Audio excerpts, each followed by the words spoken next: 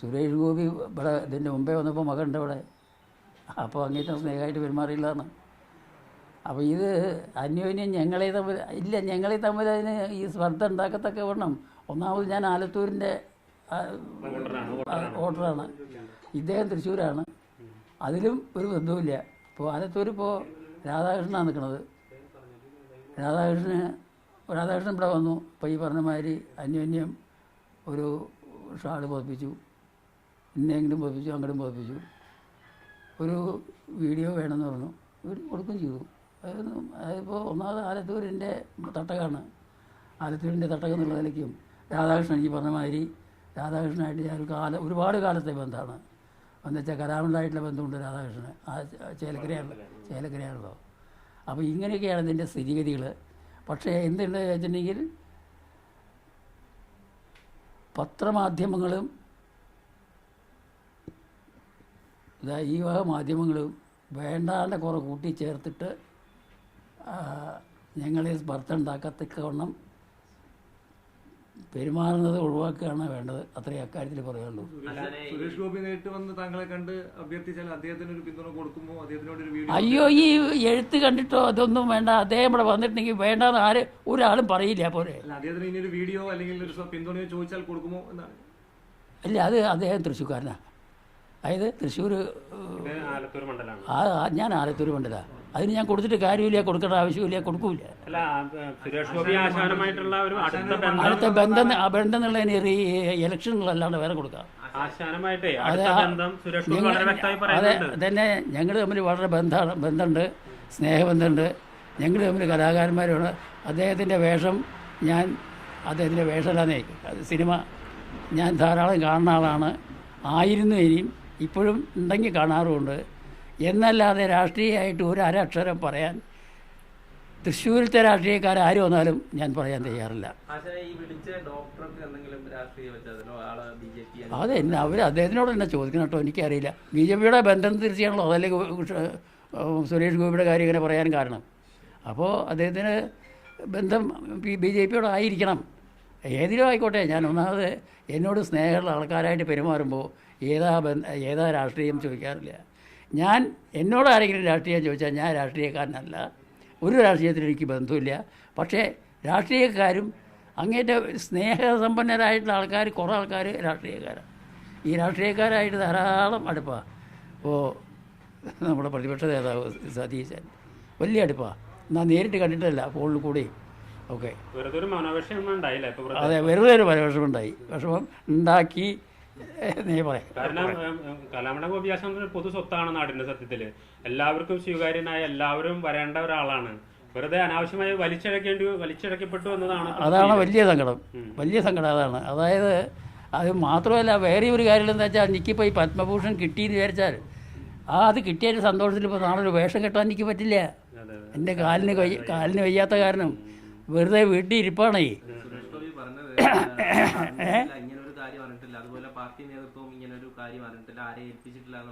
അതെ, അല്ല, ഏൽപ്പിച്ചിട്ടില്ല. പക്ഷേ അദ്ദേഹത്തിൻ്റെ കഴിവിനെ അനുസരിച്ച് അദ്ദേഹം എന്നെ നേരിട്ട് വിളിച്ച് ചോദിക്കാമായിരുന്നു.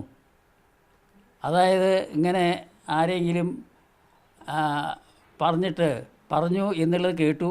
അത് അങ്ങനെ കേട്ടത് ശരിയാണെങ്കിൽ എനിക്ക് ഇനി എന്താ ഞാൻ വരാൻ പാടുള്ളൂ. അതല്ലാണ്ട് ഇത് പൊതുവെ പറയല്ല വേണ്ടത്. ഞാൻ വീട്ടിൽ പോയി കഴിഞ്ഞാൽ അദ്ദേഹത്തിനെ ഒരു മുണ്ട് പുതപ്പിച്ച് കഴിഞ്ഞാൽ അത് വേണ്ടാന്ന് പറഞ്ഞാൽ ഞാനത് ഗുരുവായൂരപ്പൻ്റെ നടക്കി തള്ളും എന്നുള്ള വാക്ക് ഉപയോഗിച്ചത് അദ്ദേഹത്തിൻ്റെ സ്റ്റാറ്റസിനനുസരിച്ച് തന്നായില്ലേ. അത് എൻ്റെ മനോഭാവം കൂടി അറിഞ്ഞിട്ട് മതിയായിരുന്നു.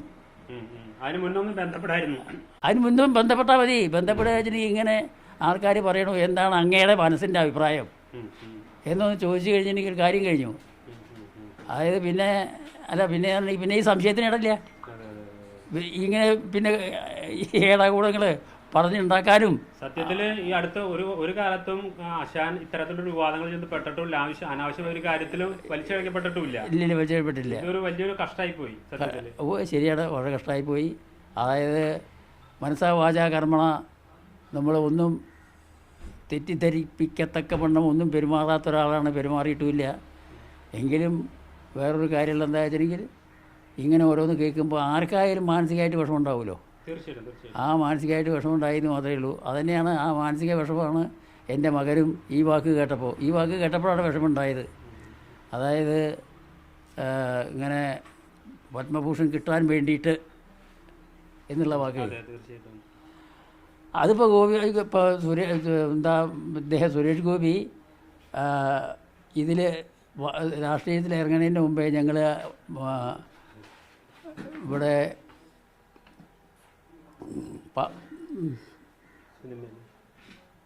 ഈ ഒരു കോളേജിൽ കോളേജിൻ്റെ പേര് പറഞ്ഞു പോകുമോ? അല്ല ഇവിടെ അടുത്ത് തന്നെ നമ്മൾ പാർമേക്കാവിൻ്റെ കോളേജിൽ രണ്ടുപേരും ഒരു ഫംഗ്ഷന് രണ്ടുപേരും ഉണ്ടായിരുന്നു. അത് കഴിഞ്ഞ് തിരിച്ച് പോരുമ്പോൾ രണ്ടാളും ഒന്നിച്ച് പോരുമ്പോൾ ഞാൻ അന്ന് ഈ സ്നേഹത്തിൻ്റെ പേരിൽ ഞാൻ ചോദിച്ചു, അങ്ങ് ഏതായാലും എനിക്ക് വേണ്ടിയിട്ടൊരു ഉപകാരം ചെയ്യുമോ, പത്മ അവാർഡ് വാങ്ങിച്ചു തരാൻ വേണ്ടിയിട്ടൊന്ന് ശ്രമിക്കുമോ എന്ന് ചോദിച്ചു. അത് ചോദിച്ചത് ശരിയാ, ഞാൻ നേരിട്ട് ചോദിച്ചു. അപ്പോൾ അദ്ദേഹം പറയുകയും ചെയ്തു, ഞാൻ വിചാരിച്ചിട്ട് കാര്യമില്ല, അതിന് മറ്റ് പലരൊക്കെയാണ് അതിൻ്റെ ആൾക്കാർ, എന്നോട് പറഞ്ഞിട്ടും കാര്യമില്ല, ഞാൻ ചെയ്യാൻ വേണ്ടിയിട്ട് ശ്രമിച്ചിട്ടും കാര്യമില്ല, നടക്കില്ല എന്ന് അന്യോന്യം പറഞ്ഞു കഴിഞ്ഞതാണ്. പിന്നെ ഞാൻ അദ്ദേഹത്തിനോട് ഇതിനെ സംബന്ധിച്ച് സംസാരിച്ചിട്ടേ ഇല്ല. പിന്നെ അദ്ദേഹം എന്നോട് ചോദിച്ചിട്ടുമില്ല അങ്ങനെ ഇതിനെ ഇനി ശ്രമിക്കുന്നുണ്ടോ എന്ന് ചോദിച്ചിട്ടുമില്ല കേട്ടോ. ആ വകയൊന്നും അദ്ദേഹം ചോദിച്ചില്ല. പക്ഷേ ഇത് കേട്ട അവസ്ഥയ്ക്ക് അദ്ദേഹം അതാരും ഉപദേശിച്ചു കൊടുത്താലും അദ്ദേഹത്തിന് എന്നെ ഒന്ന് വിളിച്ച് ചോദിക്കാമായിരുന്നു. തീർച്ചയായിട്ടും ആ ഒരു ആ വിഷമം മനസ്സിൽ നല്ലോണ്ട്. ഒരു കമ്മ്യൂണിക്കേഷൻ ഗ്യാപ്പാണ് സത്യത്തിൽ വന്നത്. അതെ അതെ കിട്ടുന്നതിന് മുമ്പ് എത്തിയ. അപ്പോൾ ഏതായാലും പ്രശ്നത്തോട് തീരും ഇനി. അല്ല, പ്രശ്നത്തോട് തീരണം. അതായത് നമ്മൾ ഈ പ്രശ്നം കൊണ്ട് നടക്കുന്നത് അന്യോന്യം നന്നല്ല. ഞാൻ രാഷ്ട്രീയക്കാരനല്ല, അദ്ദേഹം കലാകാരനാണ്, രാഷ്ട്രീയക്കാരനുമാണ്. പക്ഷേ കലാകാരൻ എന്നുള്ള നിലയ്ക്ക് ഞാനും കലാകാരനാണല്ലോ. രണ്ട് കലാകാരന്മാർക്കും ഭൂഷണമല്ല ഈ വക കാര്യങ്ങൾ മുന്നോട്ട് നീട്ടിക്കൊണ്ട് പോണത്.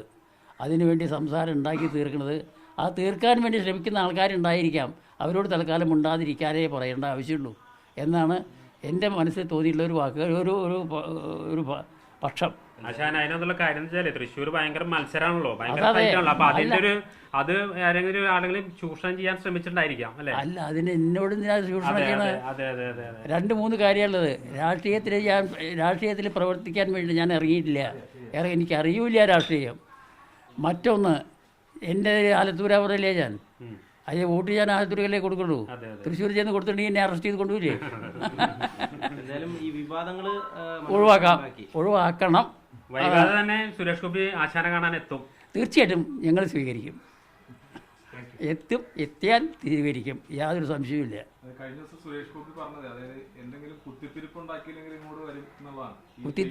കുത്തിത്തിരിപ്പ് ഉണ്ടാക്കിയാലും അദ്ദേഹത്തിന് വരാം.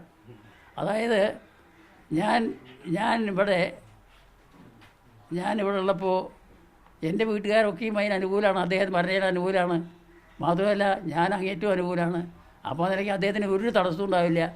മറ്റുള്ളവരുടെ വാക്ക് കേട്ടിട്ട് അദ്ദേഹം പിന്തിരിഞ്ഞ് പോവാതിരുന്നാൽ മതി, അത്രേ പറയാനുള്ളൂ. ഇല്ല, അദ്ദേഹം ഇന്നലെ തന്നെ വളരെ കൃത്യമായി പറഞ്ഞു, ആശാന്റെ മുന്നിലേക്ക് വെക്കാൻ മുണ്ടു നേരിയതുണ്ട്, അത് അവിടെ വെക്കാൻ പറ്റില്ല, ഗുരുവായൂരപ്പന്റെ മുന്നിൽ. ആ വാക്കാ തകരാറേ. അതായത് അദ്ദേഹത്തിന് എനിക്ക് മുണ്ടും വരുന്നില്ല, അദ്ദേഹം ഞങ്ങൾ തമ്മിൽ കണ്ടിട്ടൊന്ന് കെട്ടിപ്പിടിച്ചാൽ തന്നെ കാര്യം കഴിഞ്ഞു. അദ്ദേഹത്തിൻ്റെ കൂടത്തിൽ നടക്കുന്നവരായിരിക്കും ഉണ്ടായിരിക്കുന്നത്.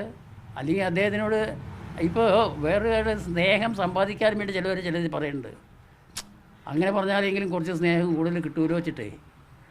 സുരേഷ് ഗോപിയുടെ സ്നേഹം സമ്പാദിക്കാൻ വേണ്ടിയിട്ട് പറയുന്ന ആൾക്കാരായിരിക്കും. ആരാ പറയണമെന്ന് വെച്ചാൽ എനിക്കറിയില്ലല്ലോ. ഇപ്പോൾ ഈ വാക്ക് പറഞ്ഞു, ഇതിപ്പോൾ വാക്ക് പറയാൻ കാരണം എന്തേ അദ്ദേഹത്തിനുണ്ടായത്? ആരോ പറഞ്ഞു ഉറപ്പിച്ചതല്ലേ, അവിടെ ചെന്നാൽ സ്വീകരിക്കില്ല, പോണ്ടാട്ടോ എന്ന് പറഞ്ഞിട്ടുണ്ടായിരിക്കണം എന്നല്ലേ വിചാരിക്കേണ്ടത്. എൻ്റെ വാക്കുന്ന് എൻ്റെ നാവുമെന്ന് അങ്ങനെ ഒരു വാക്ക് വന്നിട്ടില്ല. വരണ്ടാന്നോ വന്നാൽ ഞാൻ സ്വീകരിക്കില്ലാന്നോ അങ്ങനൊരു വാക്കേ വന്നിട്ടില്ല.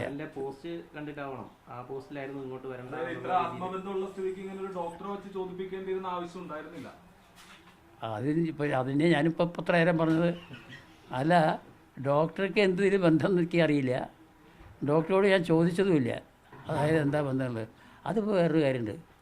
പാർട്ടിക്കാരാകുമ്പോൾ രാഷ്ട്രീയം ചിലപ്പോൾ BJPക്കാരാകുമ്പോൾ എന്തുണ്ടെന്ന് ചോദിച്ചിട്ടുണ്ടെങ്കിൽ ബി ജെ പി എന്നല്ല, രാഷ്ട്രീയക്കാരാകുമ്പോൾ അവരുടേതായിട്ടുള്ള ഒരു ആൾക്കാരുണ്ടല്ലോ, അവർ പലതും അതിന് വേണ്ടി സംസാരിക്കുന്നുണ്ടാവും, ചോദിക്കുന്നുണ്ടാവും. അങ്ങനെ ചോദിച്ചതായിരിക്കാം എന്ന് നല്ലത് വിചാരിക്കുക, അതിനല്ലേ പറയാനുള്ളൂ. എന്തായാലും സന്തോഷത്തോടെ സ്വീകരിക്കുന്നു. സന്തോഷത്തോടെ സ്വീകരിക്കണം. ഏത് നിങ്ങളുടെ വീട്ടിലേക്ക് വരികയാണെങ്കിൽ അയ്യോ, അതിനിപ്പോൾ സന്തോഷത്തോടു കൂടി അല്ലാണ്ട് അത് മനപ്രയാസത്തോടു കൂടി സ്വീകരിക്കില്ലല്ലോ ആരും. അത് പന്ത് വരെ പറഞ്ഞിട്ടുമില്ലല്ലോ. സന്തോഷത്തോടു കൂടി തന്നെ സ്വീകരിക്കുള്ളൂ. അദ്ദേഹത്തിൻ്റെ മാനസിക വിഷമം എന്താണ് എന്നുള്ളത് അദ്ദേഹം തന്നെ അദ്ദേഹത്തിനെ ഉപദേശിച്ചു കൊടുത്തുള്ള ആൾക്കാരോട് ചോദിച്ചിട്ട് തിരുത്തുകയാണ് വേണ്ടതെന്ന് മാത്രം. പിന്നെ ഈ കാര്യം പറഞ്ഞത് ഞാൻ ചെയ്യില്ല എന്ന് പറഞ്ഞത്, അതായത് വീഡിയോ കൊടുക്കില്ല എന്ന് പറഞ്ഞതിൻ്റെ കാരണം എന്താ വെച്ചാൽ, അത് ഇലക്ഷൻ കഴിഞ്ഞതിൻ്റെ ശേഷം വീഡിയോ കൊടുക്കാം. ഇലക്ഷന് തൃശ്ശൂർ അദ്ദേഹം സ്ഥാനാർത്ഥിയായിട്ട് നിൽക്കുമ്പോൾ ആദ്യം ഞാൻ കൊടുത്തിട്ട് ഫലമില്ല.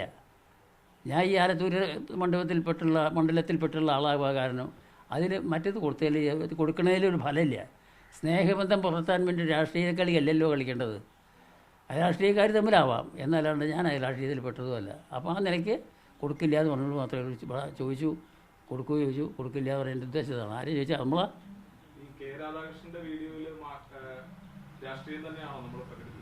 രാധാകൃഷ്ണൻ്റെ അല്ല, അത് ഞാൻ എൻ്റെ മണ്ഡലം എന്നുള്ള നിലയ്ക്ക് ഞാൻ വോട്ട് ചെയ്തത് രാധാകൃഷ്ണനാണ്. അത് സംശയമില്ല. അതായത് രാധാകൃഷ്ണൻ രണ്ട് കാര്യമാണ്. കുറേ കാലമായിട്ട് ഞങ്ങൾ തമ്മിൽ ബന്ധം വെച്ചാൽ സ്നേഹബന്ധം അങ്ങേറ്റുള്ളവരാണ്. കലാമണ്ഡലമായിട്ട് വലിയ ബന്ധമുള്ള ആളാണ് രാധാകൃഷ്ണൻ. ഈ നിലയ്ക്ക് ഞാൻ അദ്ദേഹത്തിനെ രാഷ്ട്രീയക്കാരിൽ കൂടുതൽ കാണുന്നത് അദ്ദേഹത്തിൻ്റെ മാനസിക പെരുമാറ്റത്തിൻ്റെ സുഖം, സന്തോഷം. അതായത് അദ്ദേഹത്തിന് രാഷ്ട്രീയക്കാരെ എല്ലാവരെയും ഇഷ്ടമാണ്, അല്ലേ? അങ്ങനെയല്ലേ നമുക്ക് തോന്നിയിട്ടുള്ളത്. അദ്ദേഹം രാഷ്ട്രീയം CPM ആണ്, ആയിക്കോട്ടെ. പക്ഷേ ഇതാണ് കാര്യം, അദ്ദേഹത്തിൻ്റെ പെരുമാറ്റം കൊണ്ടും അദ്ദേഹത്തിൻ്റെ സ്നേഹം കൊണ്ടും. ആ സ്നേഹത്തിൻ്റെ നിലവാരം ആലോചിച്ച് നോക്കുമ്പോൾ ആലത്തൂർ മണ്ഡലത്തിൽ ഈ സ്ഥാനാർത്ഥിയായിട്ട് നിൽക്കുമ്പോൾ ഞാൻ CPM ആണ്. അപ്പോൾ അതിച്ചാൽ CPM വെച്ചാൽ ഇടതുപക്ഷമാണ്. അപ്പോൾ എന്തുണ്ട് ചോദിച്ചിട്ടുണ്ടെങ്കിൽ അദ്ദേഹം നിൽക്കുമ്പോൾ അദ്ദേഹത്തിനെ ഞാൻ വോട്ട് കൊടുക്കും. അപ്പോൾ അദ്ദേഹത്തിൻ്റെ പേരിൽ ഒന്ന് വേണമെന്ന് പറഞ്ഞപ്പോൾ ഞാൻ കൊടുത്തു. അത് അത്ര തന്നെ ഉള്ളൂ.